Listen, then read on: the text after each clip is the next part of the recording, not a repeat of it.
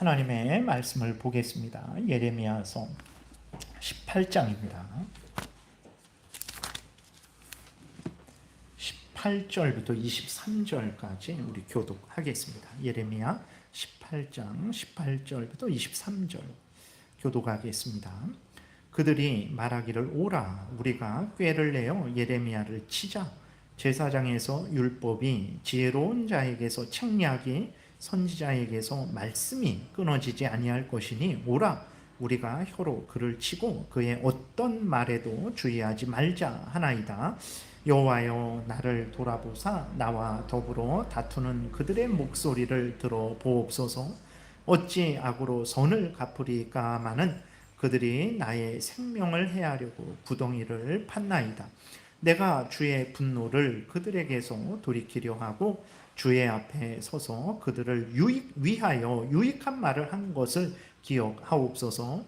그러하온즉 그들의 자녀를 기근에 내어주시며 그들을 칼의 세력에 넘기시며 그들의 아내들은 자녀를 잃고 과부가 되며 그 장정은 죽음을 당하며 그 청년은 전장에서 칼을 맞게 하시며 주께서 군대로 갑자기 그들에게 이르게 하사 그들의 집에서 부르짖음이 들리게 하옵소서. 이는 그들이 나를 잡으려고 구덩이를 팠고 내 발을 빠뜨리려고 올무를 놓았음이니이다. 여호와여 그들이 나를 죽이려 하는 계략을 주께서 다 아시오니 그 악을 사하지 마옵시며 그들의 죄를 주의 목전에서 지우지 마시고 그들을 주 앞에 넘어지게 하시되 주께서 노하시는 때에 이같이 그들에게 행하옵소서 하니라. 아멘. 기도드리겠습니다. 살아계신 하나님 감사합니다. 이 시간에 하나님 말씀을 우리가 전하고 듣사오니 전하는 자나 듣는 자 모두가 성경에서 알려주시는 하나님의 뜻을 잘 깨달아 알게 도우시고 알려주시는 대로 믿고 따르게 도우소서. 감사드리고 예수 그리스도의 이름으로 기도드렸습니다. 아멘. 우리가 지난 시간에 살펴본 대로 유다 사람들의 절대 다수는 가나안 족속들이 섬기는 우상들, 또 애굽, 아수르, 바벨론이 그 섬기는 우상들을 섬겼어요. 그러니까 그것들 하나님만 참된 신이 아니고 그것들도 신이고 그것들도 그 우상들도 그 우상을 믿고 따르는 자들에게 복을 준다라는 것을 유다 백성들은 믿었죠. 그래서 가나안 사람들이 섬기는 우상, 아수르나 애굽이나 바벨론이 섬기는 그러한 우상들도 이제 유다 백성들이 섬겼어요. 그리고 이제 우상만 섬긴 게 아니라 힘 있는 바벨론의 왕, 애굽의 왕, 또 아수르의 왕, 그 애굽 나라, 바벨론 나라, 아수르 나라 이러한 강대국들도 이제 의지했죠. 근데 그것이 외교적으로 의지하는 것이 아니라 마치 하나님처럼 그 왕이 그 나라의 왕이 그 나라 자체가 그리고 그들이 섬기는 우상이 우리들의 생사화복을 우리 유다 나라의 흥망성쇠를 주관할 수 있다라는 이러한 생각을 하고 이제 그것들을 의지한 거예요. 이스라엘 백성들이 이렇게 거짓된 우상을 섬기고 또 한순간에 망하고 사라지는 사람이나 나라들을 섬긴 것은 왜 그렇습니까? 지난주에 말씀드린 대로 이제 자신들을 하나님보다 더 지혜롭게 여겼기 때문에 그렇죠. 이제 교만했기 때문에 그렇습니다. 그래서 자신들이 생각해 보니까 우상을 믿는데도 잘 돼요. 그러니까 우상을 믿어도 얼마든지 복을 받을 수 있겠구나 나름대로 그렇게 판단을 하고 하나님은 분명히 그 우상을 섬기면 망한다. 너희들이 나의 진노를 받는다. 그것들은 거짓 것들이다. 그러니 나를 믿고 섬기라 했는데도 불구하고 이제 이스라엘 백성들은 교만해서 자기들을 지혜롭게 여겨서 하나님에 대한 의심과 불신을 해서 이제 하나님만 믿지 않은 것이고 우상들도 사람들도 그렇게 나라들도 섬겼던 거예요. 그래서 하나님이 이것을 깨닫게 하시기 위해서 토기장이의 비유를 들으셨죠. 그래서 토기장이가 그릇을 자기 마음대로 만들듯 하나님이 유다 나라를, 유다 개개인들을, 또 아수르, 바벨론, 애굽을, 그 다음에 모든 것들을 주관하고 다스리신다라는 것을 알려주시고 이제 하나님께로 돌아오게 말씀을 하신 거죠. 그 거짓된 속임에, 그 교만에, 사탄 마귀의 유혹을 받는 그 이스라엘 백성들을 이제 불쌍히 여기시고 다시 말씀을 전하신 거예요. 그리고 이 일을 예레미야를 통해서 전하게 하신 것입니다. 예레미야는 하나님의 명령에 충성했어요. 그러니까 모두가 다 우상을 섬기고 하나님을 멀리하고 그렇게 죄를 짓는 사람들 앞에 가서 당신들 회개하십시오. 하나님께로 돌아와야 삽니다. 이렇게 말하기가 어렵죠. 근데도 예레미야는 하나님의 명령이니까, 그리고 또 자기가 전해서 유다 백성이 돌아오면 그 유다 백성이 멸망하지 않고 사니까 하나님을 위해서, 하나님에게 충성하기 위해서 또 유다 백성들을 사랑해서 예레미야는 이제 그들에게 하나님의 명령을 전한 거예요. 이렇게 하나님과 유다 백성들을 위해서 충성한 예레미야를 유다 백성들은 어떻게 대했습니까? 오늘 본문에 보게 되니까 예레미야를 죽이려 했어요. 그래서 18절에 보게 되니까 그들이 말하기를, 오라 우리가 꾀를 내어 예레미야를 치자. 제사장에서 율법이 지혜로운 자에게서 책략이 선지자에게서 말씀이 끊어지지 아니할 것이니 오라 우리가 혀로 그를 치고 그의 어떤 말에도 주의하지 말자. 이렇게 유다 백성이 아주 하나가 되어서 하나님의 말씀을 전하는 예레미야를 아주 증오하고 미워하고 가만두어서는 안 되겠다. 그 예레미야를 죽여야 되겠다. 이제 한 거죠. 20절에도 보게 되면 어찌하여 악으로 선을 갚으리까마는 그들이 나의 생명을 해하려고 구덩이를 팠나이다 그랬어요. 예레미야를 이제 그 구덩이에 가두고 거기서 굶겨 죽이든 아니면 거기에서 어떻게 이렇게 저렇게 죽이려고 그렇게 했던 거죠. 그리고 이제 22절에도 보게 되면 주께서 군대로 갑자기 그들에게 이르게 하사 그들의 집에서 부르짖음이 들리게 하옵소서. 이는 그들이 나를 잡으려고 구덩이를 팠고 내 발을 빠뜨리려고 올무를 놓았음입니다. 그러니까 얼마나 그 유다 백성들이 예레미야를 아주 집요하게, 그리고 아주 전체적으로 예레미야를 해하려고 했는지 예레미야가 몇 번씩이나 이렇게 말을 하고 있어요. 23절에도 여호와여 그들이 나를 죽이려 하는 계략을 주께서 다 아시오니라고 이렇게 예레미야가 말하고 있는 것을 보게 됩니다. 여러분, 예레미야가 왜 하나님 이스라엘 백성들에게 이렇게 예레미야가 이스라엘 백성들에게 행한 일이 무엇입니까? 하나님의 말씀 행한 거예요. 왜 하나님의 말씀을 전했습니까?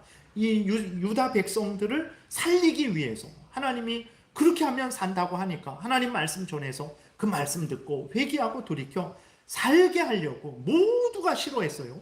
모두가 예레미야를 싫어했는데도 불구하고 예레미야가 정말 그 앞에 가서 하나님의 말씀을 전한 거예요. 예레미야는 하나님의 명령에 순종한 죄밖에 없죠. 그리고 유다 백성들을 살리려고 하는 그 사랑으로 행한 죄밖에 없어요. 근데도 유다 백성들은 예레미야를 죽이려고 그랬어요. 왜 죽이려고 했겠습니까? 첫 번째로는 이제 자신들이 가는 길을 방해했기 때문에 그런 거죠. 그래서 우리가 18장 12절에 보게 되면 지난주에 우리가 살펴봤지만 그러나 그들이 말하기를 이는 헛되니 우리는 우리의 계획대로 행하며 우리는 각기 악한 마음이 완악한 대로 행하리라. 하나님이 그전에도 예레미야를 통해서 그 악한 길에서 돌이키라. 내가 토기장이다. 내가 너희들의 생사와 복, 온 나라의 다른 나라의 왕들의 생사와 복, 다른 나라의 흥망성쇠를 가지고 있는 내가 주권자다. 그러니 나를 의지해라. 헛된 것을 의지하지 말고 하나님인 나를 의지해라. 그래야 너희가 산다라고 그렇게 하나님이 말씀하셨는데도 불구하고 12절에 있는 대로 이스라엘 백성들은, 유다 백성들은 이제 자신들의 길로 그렇게 가려고 그렇게 결정을 한 거죠. 그런데도 예레미야가 계속해서 하나님의 말씀을 전하고 돌이키라고 하니까 그들이 화가 났던 거예요. 왜 그러냐? 자기들 나름대로 가는 길이 생명길이라고 생각을 했던 거예요. 왜 그러냐면 지금 예레미야 당시 유다의 상황은 아주 심각하고 참 위기의 상황이에요. 아수르가 아주 강대국이었는데, 근데 아수르가 위태위태하지만 그럼에도 불구하고 강대국입니다. 그리고 아수르가 계속해서 이제 유다를 침략을 하고 있어요. 애굽은 또 계속해서 강대국이었고 이러한 아수르가 약해지는 것을 통해서 또 그 중동 지역에 그 패권을 또 이렇게 잡으려고 하고 있고, 또 신흥 바벨론은 이제 정말 주변 나라들을 다 점령하면서 점점 이제 그 유다 쪽으로 다가오고 있고, 그러니까 유다가 정말 여기서 잘못 하나를 선택했다가는 같이 망하든지 같이 죽든지 이제 그런 상황이거든요. 그래서 나름대로 유다 그 사람들은 이러한 상황 속에서 정말 우리가 정말 나름대로 판단을 한 거죠. 이러저러하게 해야 되겠다. 그래서 아수르만 의지할 수도 없고 애굽만 의지할 수도 없고 바벨론만 의지할 수도 없고 뭐 여러 가지, 그래서 나름대로 그렇게 그러한 살 길을 찾아가고 있는데, 이제 하나님은 어떻게 하십니까? 그러한 상황도 모르는 것처럼 지금 내가 얼마나 힘들고 어려운 상황인데 잘못한 발을 디뎠다가는 삐끗해서 총길 낭떠러지로 떨어질 상황인데, 하나님은 그것도 모르고 자꾸 하나님께로 돌아오라고, 하나님만 의지하라고. 아니 아수르가 계속 침략하죠. 바벨론은 신흥 강대국으로서 계속 또 호시탐탐 노리고 있죠. 애굽은 계속해서 또 압박하고 있죠. 그 가나안 주변 그러한 족속들도 아주 그 틈틈이 유다를 공격하려고 하고 있죠. 그래서 자기들이 나름대로 살 길을 열심히 걸어가고 있는 거죠. 이 나라도 의지하고 저 나라도 의지하고 이 나라 우상도 의지하고 저 나라 우상도 의지하고 이 나라 왕도 의지하고 저 나라 왕도 의지하고 있는데, 하나님은 그들이 너희를 살리는 게 아니다. 내가 너희를 살리는 거다. 그러니 너희는 내게로 돌아오라 하니까 이 유다 백성들이 기가 막힌 거죠. 지금 정말 하나님이 우리를 사랑하시나? 우리의 이 주변 상황을 알고 계신가? 왜 이런 상황 속에서 정말 우리로 하여금 우리가 하는 일을 도와주지는 못할 망정 뭐 아수르 의지하지 말아라, 바벨론 의지하지 말아라, 애굽 의지하지 말아라. 그러면 우리가 그들이 침략해서 우리가 죽으면 하나님이 책임질 것인가? 라는 그러한 이제 생각을 하고 있는데, 계속해서 예레미야가 하나님께로 돌아오라고 하나님 말씀을 전하니까 이제 예레미야가 아주 싫었던 거죠. 예레미야가 자신들을 망하게 하는 자로 보였던 거예요. 그래서 이제 예레미야를 죽이려고 했던 것이고, 그 다음에 18절에 보게 되면 이제 그들이 말하기를 오라 우리가 꾀를 내어 예레미야를 치자. 제사장에서 율법이 지혜로운 자에게서 책략이 선지자에게서 말씀이 끊어지지 아니할 것이니 오라 우리가 혀로 그를 치고 그의 어떤 말에도 주의하지 말자. 그러니까 교만했던 거예요. 자기네들은 항상 하나님의 말씀을 들을 수 있고 뭐 제사장도 있고 선지자도 있고 뭐 그러니까 예레미야 하나 없어져도 얼마든지 우리에게 하나님의 말씀 전해줄 사람들이 쎄고 쎘는데 뭐 예레미야 하나 죽인들 뭐 문제가 되겠냐라는 그러한 아주 어리석은 생각을 했던 거죠. 이 부분은 이제 다음에 한 번 더 말씀을 드리겠습니다. 세 번째로는 이제 하나님을 섬기는 것보다도요 우상을 섬기는 게 더 좋았기 때문에 그렇습니다. 여러분 이렇게 하나님을 섬기면 어떻게 합니까? 하나님을 섬기면 교회에서도 그렇고 성경도 그렇고 하나님을 섬기면 하나님만 바라보라고 하죠. 하나님을 사랑하되 마음을 다하셔야 됩니다. 뜻을 다하셔야 됩니다. 목숨을 다하셔야 됩니다. 하나님께 모든 것을 다해서 하나님 제일 우선 중심의 신앙생활을 하라고 하죠. 어떻습니까 여러분? 그런 말씀을 들을 때 항상 기쁩니까? 항상 좋습니까? 내가 어떤 어렵고 힘든 상황인데 이제 하나님만 바라봐야 됩니다. 하나님께 마음과 뜻과 정성과 모든 것을 다 해서 하나님을 섬겨야 됩니다 하게 되면 정말 우리가 어떤 때는 부담을 가지는 그런 때가 종종 있어요. 근데 우상을 섬기면요 그런 마음이 전혀 없습니다. 하나님은 생각하는 것도 하나님 말씀대로, 말하는 것도 하나님 말씀대로, 행동하는 것도 하나님 말씀대로 해야 된다라고, 마음과 뜻과 정성과 목숨을 다해서 하나님을 사랑해야 된다라고 우리에게 항상 말씀하시지만, 우상을 섬기면 우상은 아무 말도 안 해요. 내가 우상을 향해서 뭐 10% 마음 정성을 다하든 내가 힘을 뭐 20% 다하든 100% 다하든 우상은 전혀 말하지 않습니다. 왜 그렇습니까? 나무 조각이고 돌 조각이기 때문에 우상은 내 마음을 살피지를 못해요. 그리고 내 생각을 살피지를 못합니다. 내 숨은 내 마음에 품은 뜻을 우상은 알지 못해요. 그래서 우상을 섬기면 편합니다. 근데 하나님을 섬기면 하나님은 내 심령과 골수를 찔러 쪼개서 내 숨은 죄악까지도 다 밝히 드러내시니까 하나님 앞에서는 자유함이 없는 거예요. 예. 진정한 자유는 하나님께 있는데 죄를 지려고 할 때에는 내 마음대로 죄를 짓지 못하는 거예요. 그러니까 내가 부담을 갖는 거예요. 그런데 우상을 섬길 때에는 전혀 그런 게 없다라는 거죠. 나무 조각이고 돌 조각뿐이기 때문에, 거짓된 것이기 때문에 뭐 내가 한 말을 우상이 듣고 뭐 책망을 합니까? 내가 악한 생각을 했다고 우상이 그것을 발견해서 돌이키라고 말을 합니까? 전혀 그러지 않으니까 우상을 섬기면 여러분 편합니다. 아주 즐겁고 내 뜻대로 할 수 있어요. 내가 이러한 탐욕을 품었다고 해갖고 뭐 우상이 뭐 책망하는 것도 아니죠. 그러니까 우상을 벌써 이제 이스라엘 백성들이 이러저러한 이유가 있지만 그 중에서도 우상을 섬겨보니까 우상을 섬길 땐 편해요. 교회에 그들이 모여서 하나님께 제사를 드릴 때에는 그 말씀을 들을 때 그 말씀이 그들의 생각과 그들의 과거와 그들의 마음 중심과 그들이 말한 것과 그들이 행동한 것들에 대해서 다 이렇게 돌아보게 하고 정말 다 드러내서 다 회개하게 하니까 부담이 되지만 우상을 섬기는 일에 있어서는 전혀 그러지 않죠. 그러니까 자녀들이 부모의 말을 듣지 않으려고 하잖아요. 왜 그렇습니까? 안 들으면 편하거든요. 부모님의 말을 듣고 부모님의 말을 따라하면 내가 불편해요. 안 들으면 내 마음대로 할 수 있으니까 이제 편한 거죠. 그러니까 유다 백성들도 벌써 이렇게 그 우상을 섬겨서 자기 마음대로 자기들의 죄성을 따라서 살아가는 것이 익숙하게 된 거예요. 근데 예레미야가 그러한 죄성을 버리고 돌이켜서 하나님을 경외하라고 하니까 그 자유를 침해하는 거죠. 자기들 마음대로 죄를 지을 수 있는 그 자유를 침해하게 되니까 예레미야가 그렇게 미웠던 거죠. 하나님도 미웠고 그 하나님의 말씀을 전하는 예레미야도 미웠던 거예요.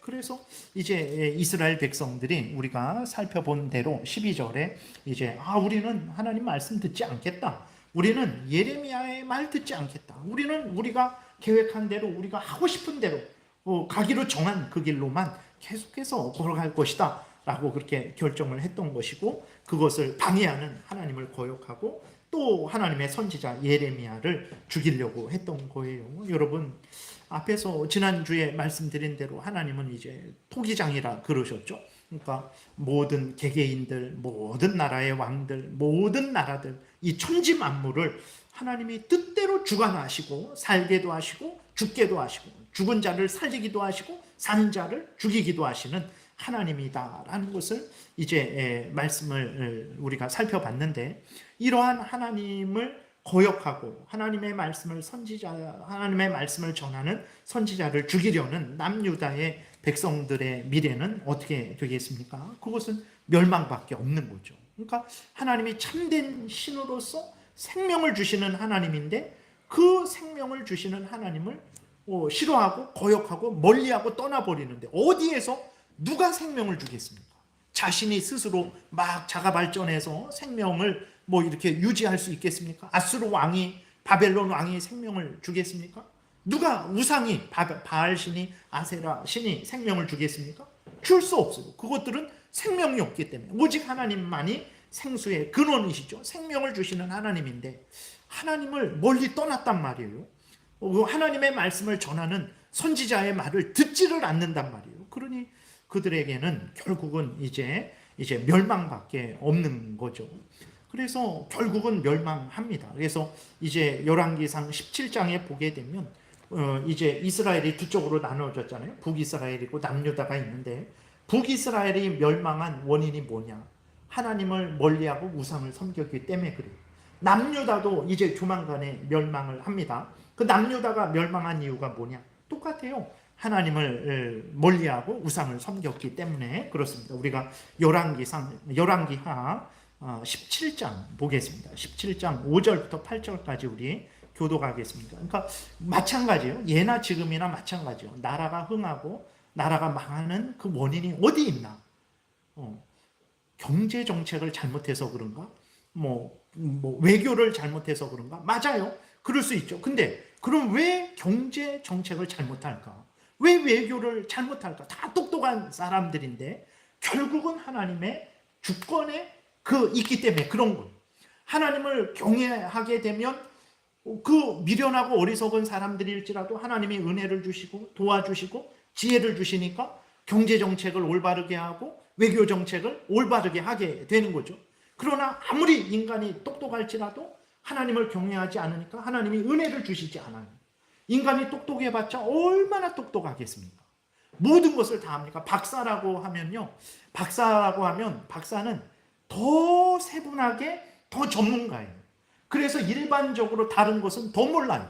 예. 박사가 모든 것을 할 것 같지만 박사학위 논문 그런 거 쓰게 되면 뭐 이렇게 대학원생들이 쓰는 석사 논문보다도 박사 논문은 더 좁혀서 씁니다. 더 전문적으로 써요. 그렇게 되니까 박사는 그 분야에서는 전문가지만 다른 분야에서는 오히려 더 모를 수도 있는 거예요. 그러니까 인간이 아무리 지혜롭고 능력 있어봤자 하나님의 은혜를 못 받으니까 어리석은 경제 정책을 피는 거고 어리석은 외교 정책을 피는 거예요. 이것을 오늘날도 우리가 분명히 깨달아 알아야 됩니다. 그래서 그리스도인들이 진짜 대한민국을 살리기를 원한다면, 가정을 살리기를 원한다면, 교회를 살리기를 원한다면 하나님 제일 우선 중심이 돼야 돼요. 그런 그 길 외에는 없어요. 그 로잔에 대해서 잠깐 말씀드렸지만 그것은 시작부터 순수하고 보수적인 그러한 그 선교 연합으로 출발하지 않았어요. 상당히 넓은 이게 자유주의자들도 이렇게 받아들이는 그런 차원에서 시작을 했어요. 그래서 그들이 지금은 점점 로잔이 이렇게 변해갔죠. 74년도에 시작되어 갖고 지금 이렇게 2024년까지 와서 4차 대회를 하고 있는데 그러면서 처음에는 그래도 넓은 그러한 그 사람들이 여러 사람들이 모여서 했지만 그때 처음에는 그래도 순수한 복음 전도가 제일 우선이다 이렇게 했어요. 사회를 돕고 이런 것들을 또 해야 되지만 복음 전도, 영혼 구원이 우선이다 그랬어요. 지금은 어떻게 됐냐면 지금은 복음 전도보다 사회 구원이 점점 우선시되고 있어요. 네.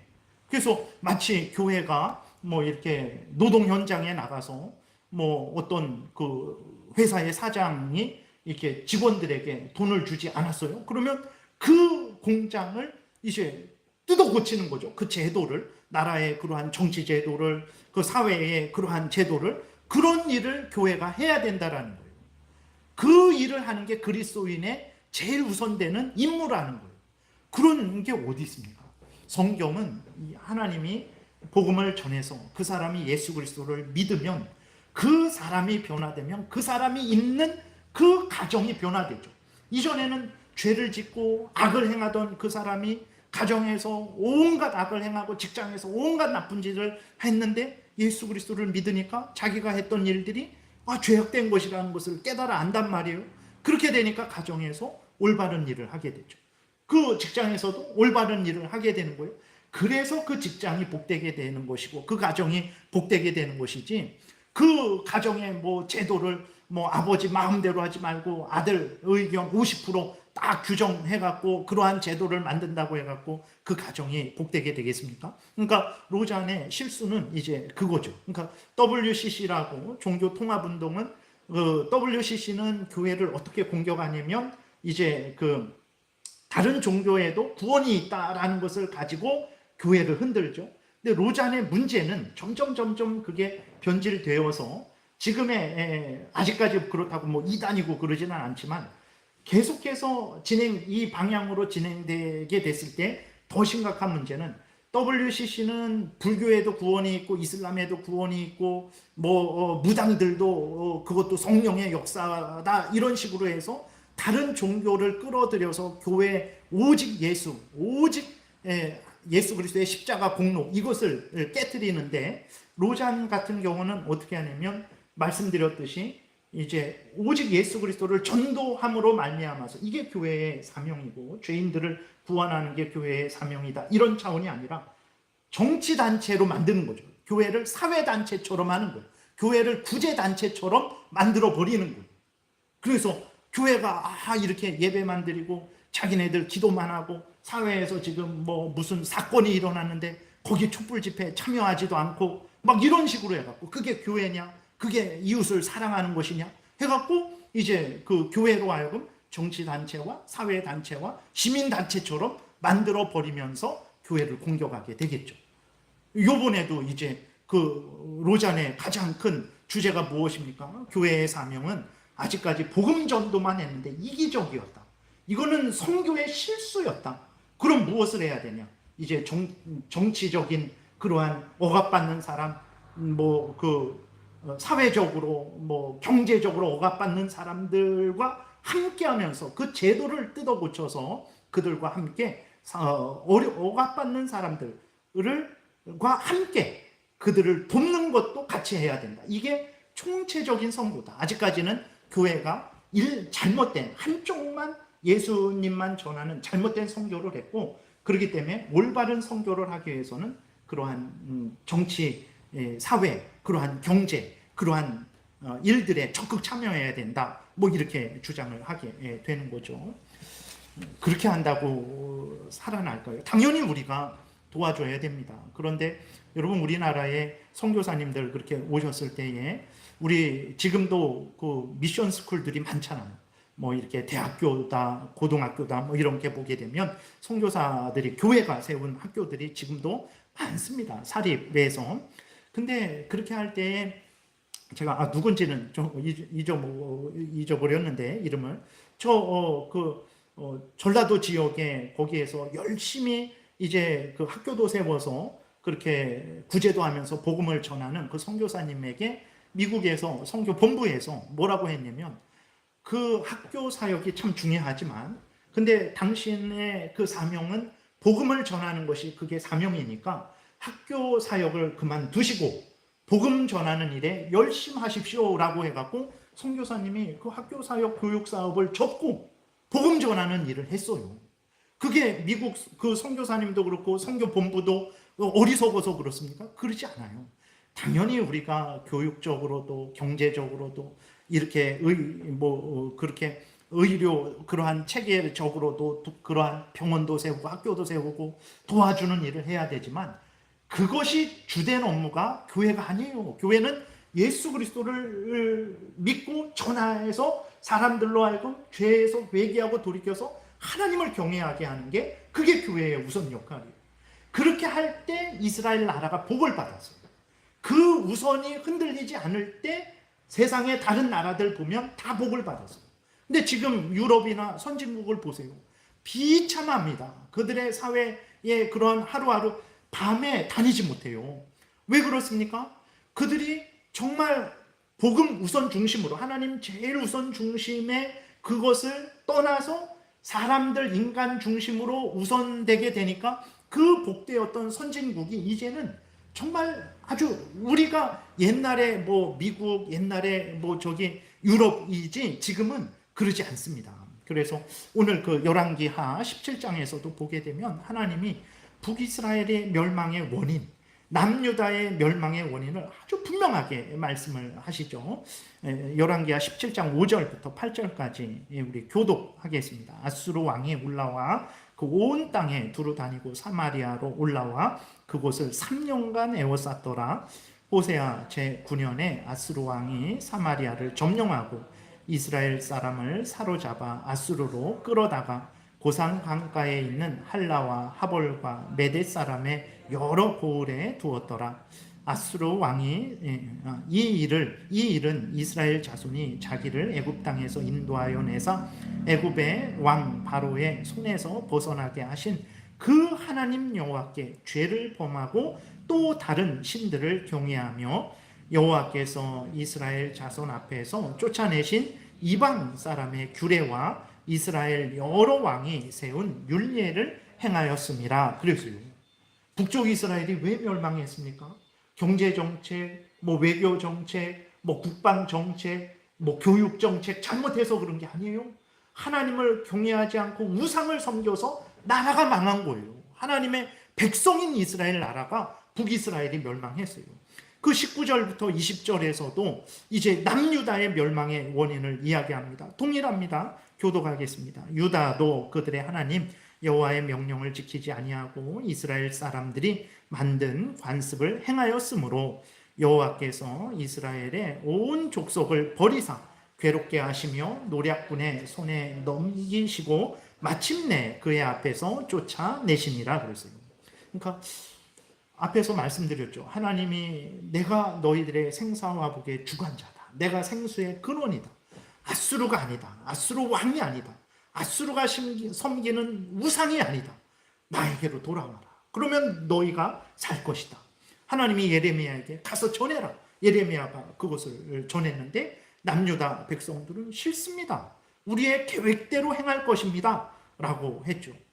그들의 계획대로 행해서 살았습니까? 멸망밖에 당하지 않은 것이죠. 여러분, 오늘날도 마찬가지입니다. 오늘날도 인간들이 이 예레미야 때 지금 하면 한 2700년이 지났어요. 2700년 동안 교육을 받고 경험을 했으면 인간이 좀 변해야 되지 않겠습니까? 이렇게 내가 너에게 몇 년을 교육했는데 너는 하나도 변하지 않냐? 몇 년이 아니고 수십 년이 아니고 2700년이 지났어요. 교회는 계속해서 반복해서 이 말씀을 듣고 설교하고 듣고 설교하고 듣고 설교하고 아직까지 왔죠. 근데도 인간들이 어리석은 거예요. 그 하나님의 뜻을 분명히 깨달아 알고 하나님께로 돌아가야 산다고 하는데 하나님께로 돌아가지 않죠. 다른 길을 찾는 거예요. 그러니까 하나님은 분명히 나에게로 돌아와야 너희가 산다 그러는데 사람들은 구약의 이 당시에 유다 백성들처럼 자기들을 지혜롭게 여기고 자기들이 생각하는 길로 가야 복될 것이다 라고 그렇게 생각을 하고 지금도 걸어가고 있는 거죠. 여러분, 우리 그리스도인들이 정말 이제 깨어 있어야 됩니다. 우리가 지혜로워봤자 얼마나 지혜롭습니까? 정말 우리가 교만하지 말고 하나님이 알려주신 대로 믿고 따라야 돼요. 그래야 산다라는 것을 우리가 분명히 믿어야 되겠습니다. 그래서 예레미야가 이제 하나님께 간절히 기도하죠. 그러니까 하나님의 말씀을 전해서 유다 백성들로 하여금 돌아오게 하려고 했던 예레미야를 아주 정말 죽이려고 하게 되니까 예레미야가 두려운 거죠. 그래서 하나님께 이제 기도하는데 그 기도가 무서운 기도예요. 우리 21절부터 23절까지 우리 교독 한번 다시 하겠습니다. 그러하온즉 그들의 자녀를 기근에 내어주시며 그들의 칼의 세력에 넘기시며 그들의 아내들은 자녀를 잃고 과부가 되며 그 장정은 죽임을 당하며 그 청년은 전장에서 칼을 맞게 하시며 주께서 군대로 갑자기 그들에게 이르게 하사 그들의 집에서 부르짖음이 들리게 하옵소서. 이는 그들이 나를 잡으려고 구덩이를 팠고 내 발을 빠뜨리려고 올무를 놓았음이니이다. 여호와여, 그들이 나를 죽이려 하는 계략을 주께서 다 아시오니 그 악을 사하지 마옵시며 그들의 죄를 주의 목전에서 지우지 마시고 그들을 주 앞에 넘어지게 하시되 주께서 노하시는 때에 이같이 그들에게 행하옵소서 하니라 그랬어요.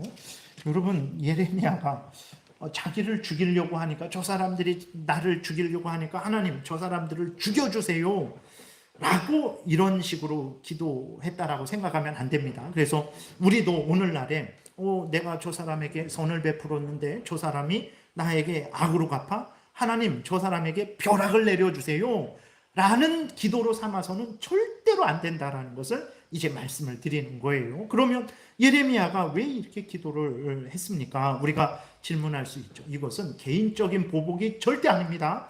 이것을 그대로 해갖고 예레미야도 자기를 죽이려고 하는 자를 저주했듯이 나를 죽이려고 하는 나를 해하려는 사람을 향해서 나도 저주해도 되지라는 생각을 해서는 절대로 안 돼요. 이 예레미야의 이 저주 기도는 이거는 계시입니다. 계시. 무슨 계시냐면 악을 악으로 갚는 그게 아니고 앞에서 말씀드렸듯이 하나님을 거역하고 대적하는 자들에게 하나님이 심판자 하나님이 공의의 하나님이 그 악에게 하나님께서 공의의 심판을 해달라는 예레미야의 간절한 기도지 나를 죽이려고 했으니까 하나님 저 사람들을 다 죽여버리세요 라는 것이 절대로 아니라는 것을 우리가 기억을 해야 됩니다. 그래서 이것은 우리가 함부로 사용할 기도가 아니에요. 물론 우리가 기도할 때 하나님 저 어떤 사람이 악을 행하고 있습니다. 하나님 정말 심판을, 저 악을 멈추어 주시고 저 악을 행한 자들에게 하나님의 공의의 심판을 내려주세요 라는 기도는 할 수 있어요.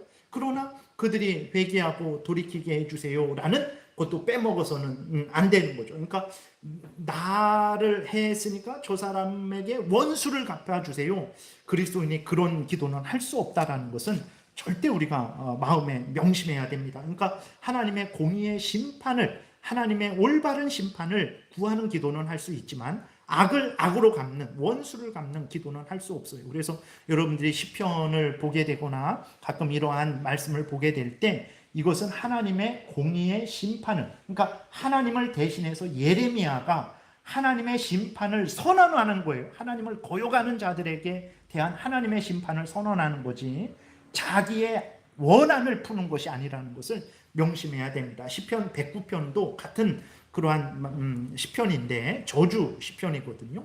그 6절부터 우리 13절까지 한번 읽어볼게요. 얼마나 무서운 저주를 하는지. 5절부터 교독하겠습니다. 그들이 악으로 나의 손을 갚으며 미워함으로 나의 사랑을 갚았사오니 악인이 그들을 다스리게 하시며 사탄이 그의 오른쪽에 서게 하소서.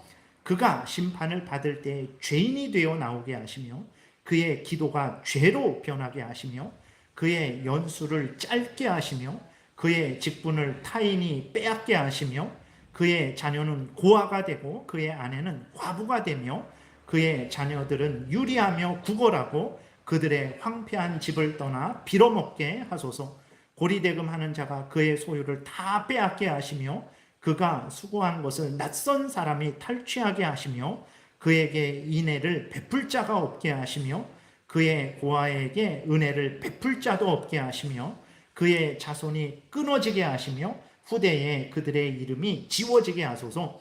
우리는 이런 시편을 볼 때에 아니 다윗도 예레미야도 남을 그렇게 저주했으니까 우리도 나에게 해야 하는 사람에게 우리도 저주해도 되겠지 라는 생각을 절대로 해서는 안 된다라는 것을 아주 여러분 마음에 깊이 새기십시오. 하나님은 우리들에게 악을 악으로 갚아라, 원수에게는 원수를 갚아도 된다라고 한 번도 말씀하신 적이 없어요.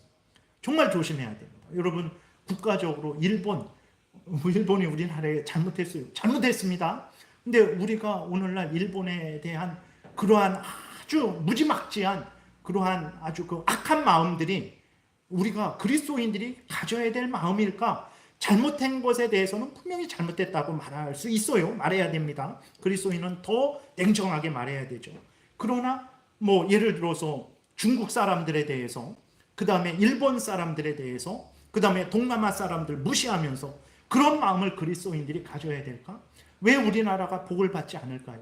교회가 이렇게 많고 정말 오늘 이 저녁 때도 여기 모여서 우리가 예배를 드리고 있는데 왜 우리가 이 대한민국이 복을 받지 못하고 우리 개개인들이 복을 받지 못할까요?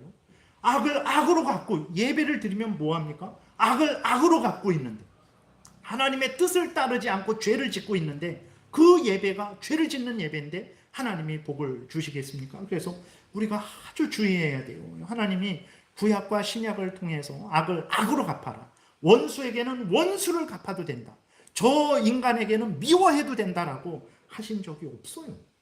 아주 분명히 명심해야 됩니다. 물론 잘못된 것에 대해서는 아주 그리스도인들은 일반 사람들보다 더 냉정하고 엄밀하게 그것을 드러내야 돼요.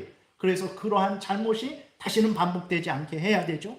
그러나 예수님이 십자가에 달리시면서 저들을 불쌍히 여겨달라고 기도하신 것처럼 스데반이 돌에 맞아 죽으면서 저들을 불쌍히 여겨달라고 기도하신 한 것처럼 그 마음과 태도도 우리가 가져야 된다는 것을 잊지 말아야 됩니다. 레위기 19장에 이런 말씀이 있는 줄 여러분들 아셨습니까? 레위기 19장 18절, 로마서 신약, 구약과 신약의 대표적인 것만 이렇게 했어요. 레위기 19장, 로마서 12장을 우리 같이 읽겠습니다. 원수를 갚지 말며 동포를 원망하지 말며 내 이웃 사랑하기를 내 자신과 같이 사랑하라.